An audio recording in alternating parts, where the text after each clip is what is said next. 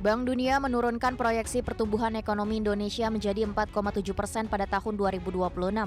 Angka ini lebih rendah jika dibandingkan dengan proyeksi Bank Dunia pada Oktober 2025 yang sebesar 4,8%.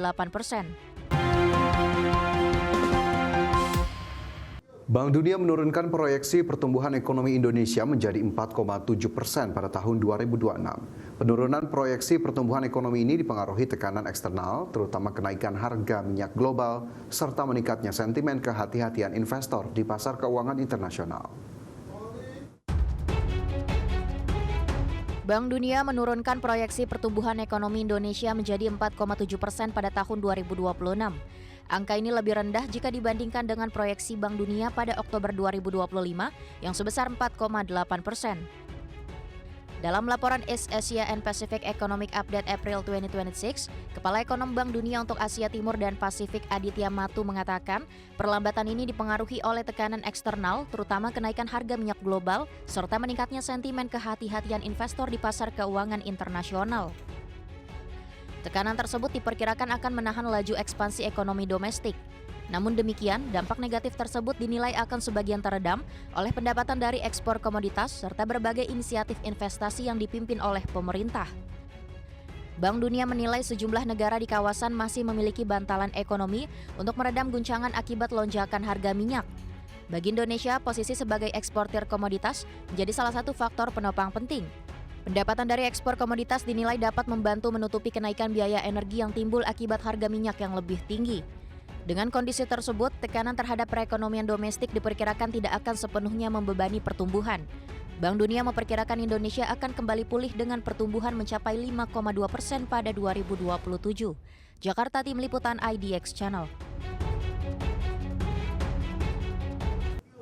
Ya, meski pemerintah memastikan pasokan bahan bakar minyak relatif aman di tengah lonjakan harga minyak dunia, DPR RI terus mendorong penguatan pengawasan di lapangan. Menurut Ketua Komisi 12 DPR RI Bambang Patijaya, hal tersebut dilakukan untuk memastikan seluruh kebijakan di sektor energi berjalan optimal guna menjaga stabilitas pasokan nasional. Bambang mengingatkan pentingnya peran seluruh pihak, termasuk masyarakat, dalam menjaga ketahanan energi nasional. Masyarakat bisa berkontribusi dengan menggunakan BBM secara bijak serta tidak melakukan praktik yang dapat mengganggu distribusi. Terkait dengan pengawasan distribusi BBM, ini aman, clear, nggak ada masalah. Jika terjadi penyalahgunaan, itu sudah ada tindakannya. Kemudian juga menghimbau kepada masyarakat untuk mendukung daripada di dalam konsumsi BBM ini jangan sampai terjadi penyalahgunaan dan agar tepat sasaran. Kemudian juga kami mendapat laporan terkait dengan pengawasan juga mengikut sertakan kepolisian seperti itu. Menteri Keuangan Purbaya Yudi Sadewa memastikan permintaan pengadaan 25.000 motor listrik oleh Badan Gizi Nasional bukanlah program baru pada tahun ini. Anggaran tersebut merupakan bagian dari tahun anggaran sebelumnya yang sebagian sudah terlanjur direalisasikan. Purbaya menegaskan untuk tahun berjalan tidak ada rencana pembelian motor listrik baru meski beban anggaran dari tahun lalu sudah tercatat dalam defisit. Sisa pengadaan yang belum terlaksana dipastikan tidak dilanjutkan dan telah dibatasi seiring upaya pengetatan belanja negara. Saya tadi tanya Kepala PGN, tapi ntar Anda cek lagi dia ya. Dia bilang itu emang anggaran tahun lalu, yang sudah sempat terlanjur keluar itu. Tapi yang tahun ini dia konfirmasi nggak ada pembelian motor listrik baru untuk program. Kalau tapi itu boleh dipakai berarti Pak? Boleh yang keluar berarti sudah keluar kan, anggaran tahun lalu sudah dicatat. Tapi ditolak kan Pak itu? Sama siapa ditolak? Pengajuannya katanya ditolak, kata Pak Purbaya sebelumnya. Oh, karena itu sebagian yang udah, kan sebagian udah keluar. Sebagian yang sisanya ditolak. Jadi dibatasin lah Pemirsa, kita ke informasi mancanegara. Korea Utara meluncurkan proyektil yang diduga rudal ke arah laut di wilayah pantai timur pada hari Rabu waktu setempat. Di mana pihak Korea Selatan menilai peluncuran tersebut terjadi di tengah meningkatnya tensi ketegangan antar kedua negara. Pemerintah Korea Utara meluncurkan proyektil yang diduga rudal ke arah laut di wilayah pantai timur pada hari Rabu waktu setempat. di mana militer Korea Selatan menilai peluncuran tersebut terjadi di tengah meningkatnya tensi ketegangan antar kedua negara dalam beberapa hari terakhir. Sebelumnya, militer Korea Selatan juga mendeteksi peluncuran rudal balistik dari wilayah Pyongyang yang saat ini masih dianalisis oleh otoritas Korsel dan Amerika Serikat. Melansir dari Yonhap News, proyektil yang diluncurkan pada Selasa lalu terbang ke arah timur sebelum mengalami gangguan dan menghilang pada tahap awal percobaan.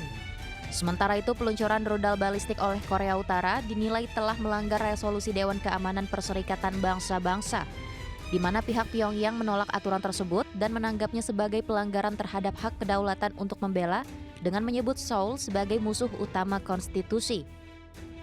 Adapun komentar ini muncul setelah adanya sinyal yang sempat dianggap sebagai upaya meredakan ketegangan. Sebagai informasi, kedua negara sendiri secara teknis masih berada dalam kondisi perang sejak konflik pada 1950 hingga 1953 berakhir dengan gencatan senjata. Berbagi sumber IDX Channel.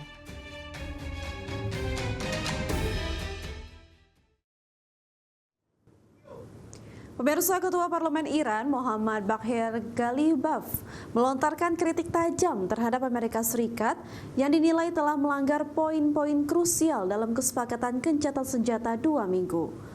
Tuduhan ini muncul tepat sebelum kedua negara dijadwalkan bertemu di Pakistan untuk merundingkan perdamaian permanen. Baru berjalan beberapa hari, kesepakatan gencatan senjata antara Teheran dan Washington mulai goyah, di mana Ketua Parlemen Iran Muhammad Baghir Ghalibaf menyebut Amerika Serikat telah mencederai proposal 10 poin yang menjadi dasar kesepakatan.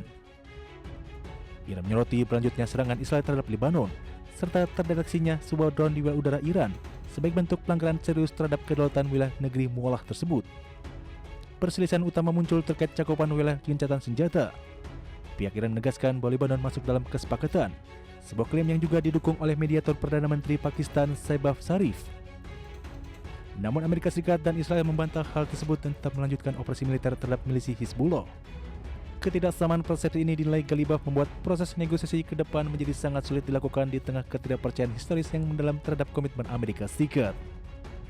Selain isu militer, Ghalibaf juga menyinggung pernyataan Presiden Donald Trump yang melarang Iran memperkaya uranium. Iran menegaskan bahwa hak pengayaan uranium merupakan bagian tak terpisahkan dari proposal 10 poin mereka. Meski situasi memanas, Ghalibaf bersama Menteri Luar Negeri Abbas Araghchi dijadwalkan tetap memimpin delegasi Iran menuju Pakistan pada hari Jumat esok. Pertemuan tersebut menjadi pertaruhan terakhir bagi kedua negara untuk mencapai kesepakatan permanen guna menghentikan eskalasi perang di Timur Tengah. Bagi sumber Pemirsa, Filipina meluncurkan latihan Salaknip yang merupakan latihan militer multilateral terbesar dalam sejarah negara Asia Tenggara tersebut. Di mana latihan ini melibatkan lebih dari 7.000 pasukan dari Filipina, Amerika Serikat, Jepang, dan Australia. Wakil Komandan Angkatan Darat Filipina, Majen Efren Morados, menekankan bahwa pentingnya membentuk aliansi militer dan menciptakan peluang bagi personel militer untuk bertukar praktik terbaik. Sebelumnya, Angkatan Darat Filipina dan Amerika telah melakukan latihan gabungan Salaknip sejak 2015 sebagai bagian dari perjanjian pertahanan bersama. Adapun pada tahun ini, pasukan bela diri darat Jepang dan Angkatan Darat Australia akan bergabung dalam latihan Salaknip untuk pertama kalinya sebagai peserta dan pengamat yang dijadwalkan pada 6 hingga 17 April dan fase kedua pada Mei hingga Juni mendatang. Di mana latihan militer multinasional tersebut akan berfokus pada pertahanan maritim dan teritorial, bantuan kemanusiaan dan penanggulangan bencana, serta operasi amfibi dan gabungan senjata.